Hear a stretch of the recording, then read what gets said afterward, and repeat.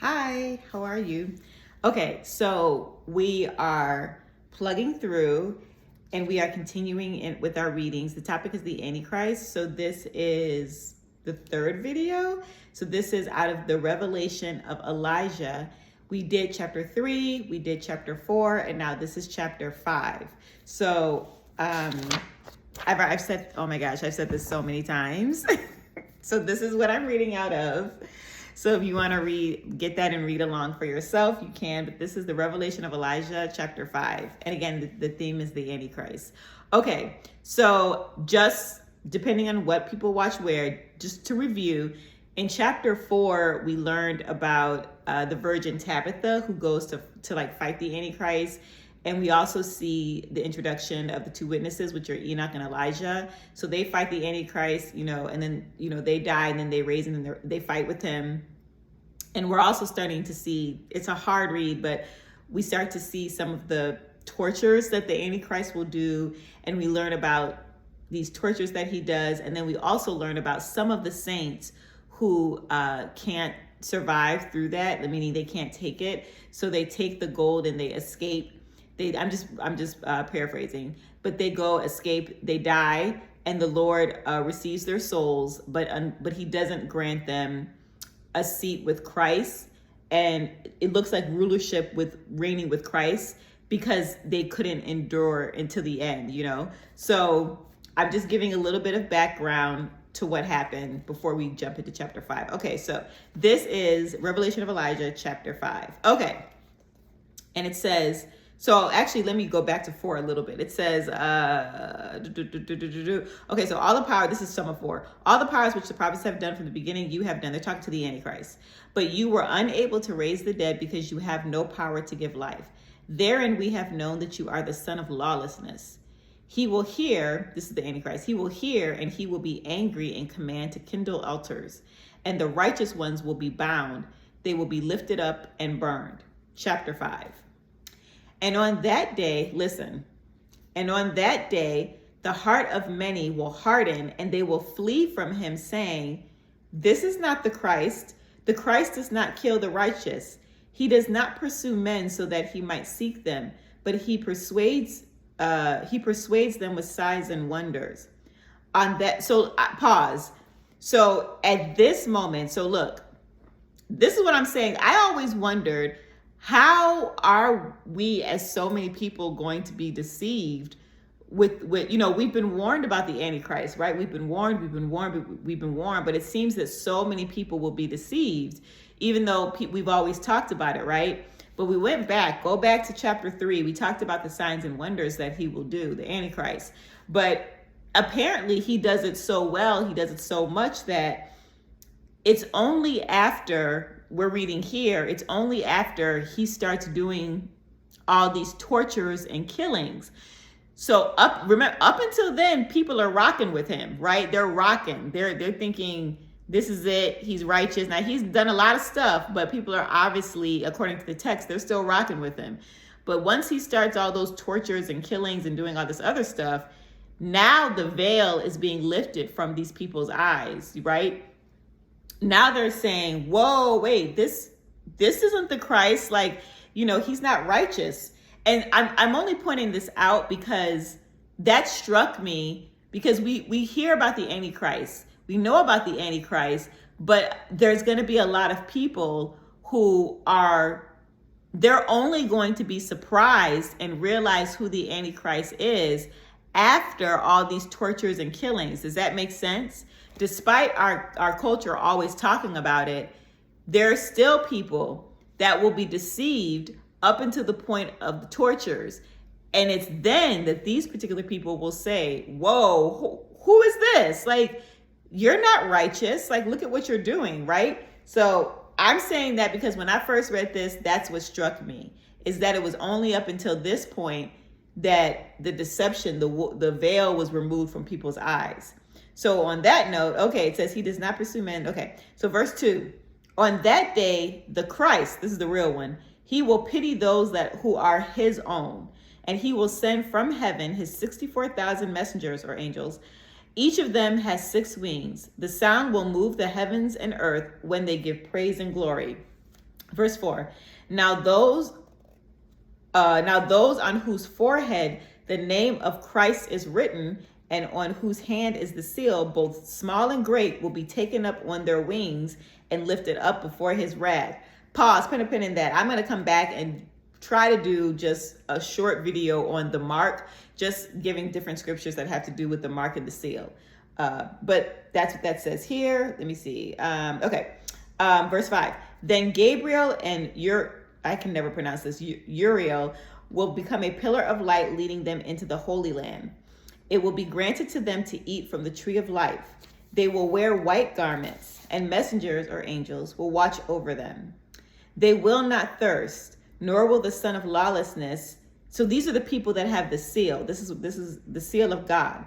They will wear white garments, and messengers will watch over them. They will not thirst, nor will the son of lawlessness be able to prevail over them. And on that day, the earth will be disturbed, the sun will darken, and peace will be removed from the earth. The birds will fall on the earth dead. The earth will be dry. The waters of the sea will dry up. The sinners will groan on the earth, saying, listen, what have you done to us, O son of lawlessness? Now they're regretting, saying, I am the Christ, when you are the devil. See, now they see who he is. Verse 11, you are unable to save yourself so that you might save us. So they're saying you can't even, they're saying, how you going to save yourself? You can't even, how you going to save us? You can't even save yourself. They say to him, you produce signs in our presence until you alienated us from the Christ who created us. Woe to us, because we listened to you. Behold, now we will die in a famine.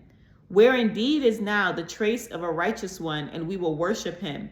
Or where indeed is the one who will teach us, and we will appeal to him? Now indeed we will be wrathfully destroyed, because we disobeyed the Lord. We went into the deep places of the sea, and we did not find water. We dug in the rivers and I can't pronounce this, papyrus reeds, and we did not find water. So pause. I just want to go back and talk about that for a little bit. I'm going to run out of time, so there'll be a part 2. But I want to talk about how what these people are saying. These are the people that were deceived by the Antichrist. Do you know what they're saying? They're saying, whoa, like, you can't even save yourself. How are you going to save us? Like, we listened to you. Like, we were tricked by your signs and wonders. We saw your signs. Remember all them signs and wonders we talked about? We saw your signs and wonders. We followed you, and now we're alienated from God, right? The reality is starting to set in. The veil is starting to be removed.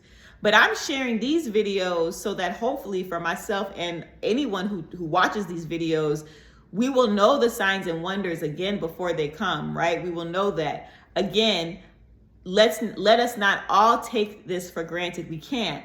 The signs and wonders that we read were intense. So we can't just believe, we believe in God, and so we would never fall for that. No, we have to be on a path of truth leading up to that, which will guard us from these deceptions.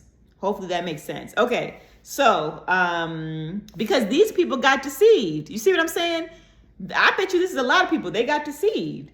So let's see. Then, okay, so woe to me because my time. Okay. So it says, then on verse 15, then on that day, the shameless one will speak. This is him saying, woe to me, because this is the Antichrist. Woe to me, because my time has passed by for me, while I was saying that my time would not pass by for me. My years became months, and my days have passed away as dust passes away. Now, therefore, I will perish together with you. So even the Antichrist, now he's starting to see the paint, the writings on the wall. He's starting to see that. He's saying, woe to me. It's verse 17. Now, therefore, run forth to the desert, seize the robbers and kill them. Bring up the saints. This is what the Antichrist is saying. Bring up the saints, for because of them, the earth yields fruit. Do you hear that? So in this time, the earth is only yielding fruit for the saints. God is allowing the earth to still yield fruit for the saints. So it says, okay, for because of them, so he's saying it, for because of them, the dew will come on earth. The sinners, verse 19, the sinners will weep, saying, again, these are the people who followed him. You made us hostile to the Lord. Listen to this. Sorry. When I first read this, I was like, okay, they're mad now. They're mad at the Antichrist. Listen, The sinners are talking to the Antichrist saying, you made us hostile to the Lord. If you are able, rise up and pursue them. So you know what they're telling him? You do it.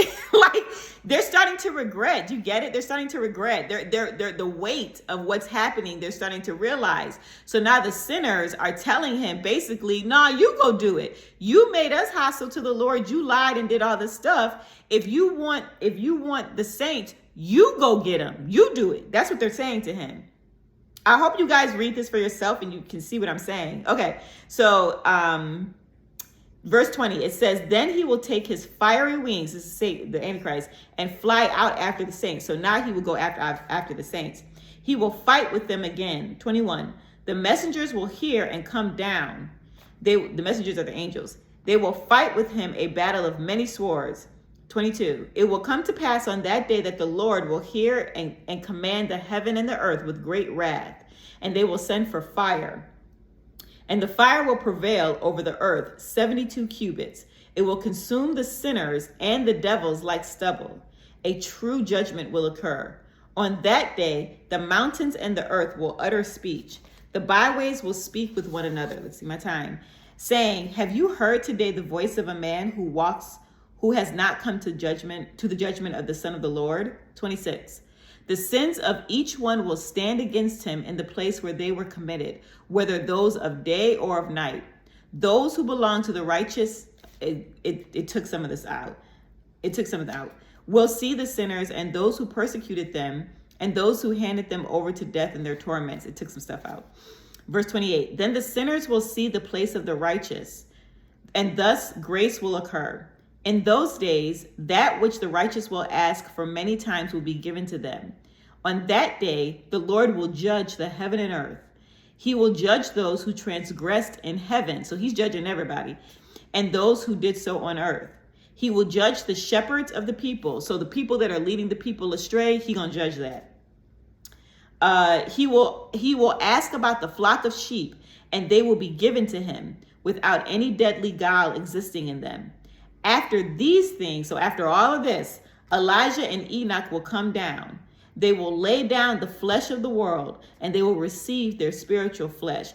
Because remember, I don't think they died, right? Okay, well, anyways.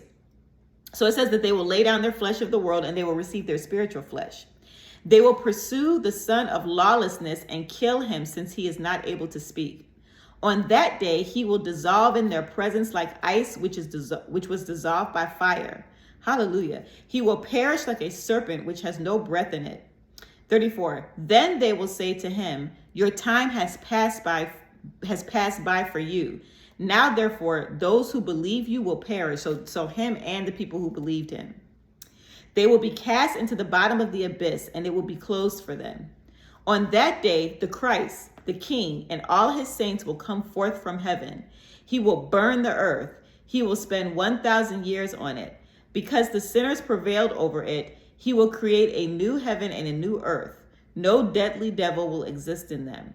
He will rule with his saints, ascending and descending, while they are always with the messengers or angels, and they are with the Christ for 1,000 years. Whoa.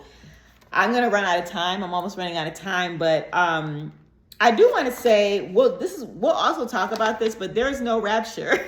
So I don't know if y'all caught that, but like a lot of stuff happened, and it didn't talk about people being like raptured out of here. So I do want to share more scriptures about that, but I just thought I would point that out. But again, so this is actually the end.